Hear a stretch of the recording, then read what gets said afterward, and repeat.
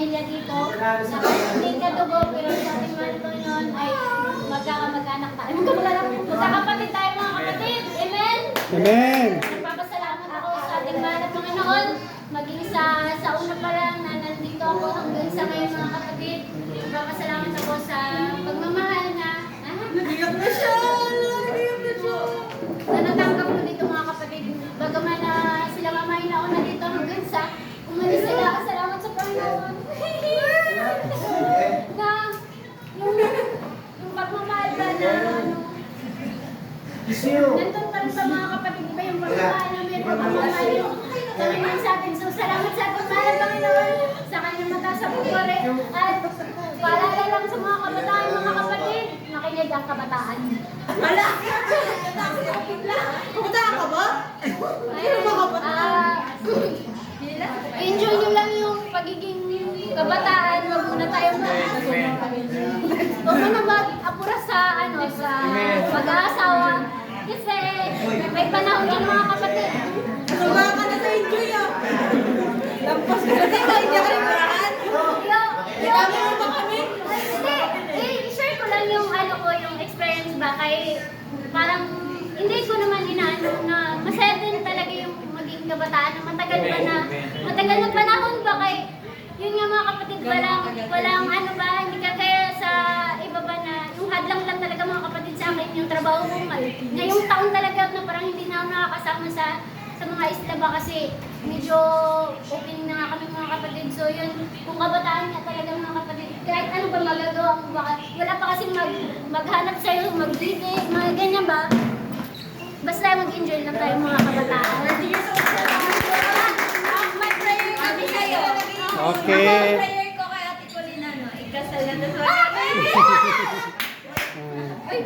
Magana magka-triplets siya agad. Triplets agad. Quadruplets.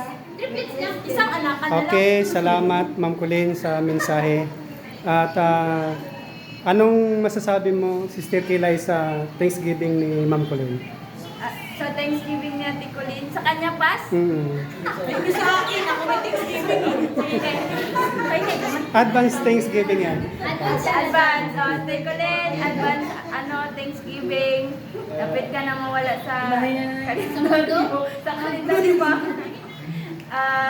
Ang prayer ko sa'yo is magkaroon ka ng malusog na pangatawan, mahabang buhay na nakaayon sa kalooban ni Lord. Tsaka sana ikasal ka na para magkaroon na kami ng pamangkin sa'yo. Ayun lang si Colleen and salamat sa pagiging Listen! Thank you, Sister Kilay. Ikaw, Brother Jerel, ano masasabi mo? Mensahe. Happy Thanksgiving, Ma'am Colleen. Salamat sa Diyos sa iyong buhay. Diyan din kayo na nalalapitan diretso diyan. Muli, mag-asawa na talaga kayo kaya medyo taas na talaga. Sobra na sa pag-i-enjoy. Muli, Happy Thanksgiving, Ma'am Colleen. Yun lang. Thanks, Brother Jerel. Ikaw, Sister Net, ano masabi mo? Happy Thanksgiving, Sister Colleen. Sa maikling panahon na tayo magkasama, na-feel ko na talagang mabuting bata ka. Naway patuloy mong yung gawain sa Panginoon at naway palagi kang maglingkod sa Kanya at sana ibigyan ka pa ng magandang pangangatawan ng ating mahal na Panginoon. At patuloy kang magpagamit sa ating mahal na Panginoon at yun lang at muli happy Thanksgiving. Okay, thank you, Sister Net. Dito na po tayo sa panalangin para sa Thanksgiving. Binibig po sa ating beloved Pastor Arnel Puso.